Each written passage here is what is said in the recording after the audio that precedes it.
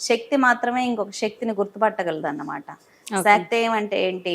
తను శక్తిగా మారిన శక్తికి ఉపాసించడం శాక్తేయం. అంటే నువ్వు అమ్మవారిని అర్చన చేయాలనుకో, నువ్వే అమ్మవారిగా మారాల్సి ఉంటుంది.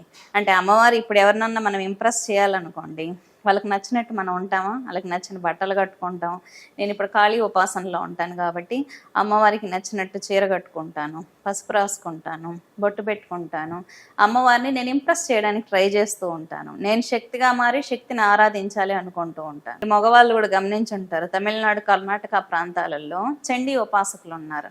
వాళ్ళు ఏం చేస్తారంటే కాళ్ళకు గజ్జలు వేసుకొని చీరలు కట్టుకొని అమ్మవారి గర్భగుడిలోకి వెళ్ళి పూజలు చేసి మళ్ళీ బయట వస్తారనమాట కొంతమంది పూజారులు. ప్రత్యంగిర టెంపుల్ పీఠాధిపతి ఒక జెంట్, ఆయన చీర కట్టుకొని నగలు ధరించి ఉండడం మీరు గమనించుంటారు కదా, అప్పుడప్పుడు న్యూస్లలో వస్తూ ఉంటాయి. ఎందుకంటే అమ్మవారి దగ్గరికి వెళ్ళేటప్పుడు పురుషుడు కూడా స్త్రీగా మారి వెళ్ళి అర్చన చేసుకొని వస్తారు.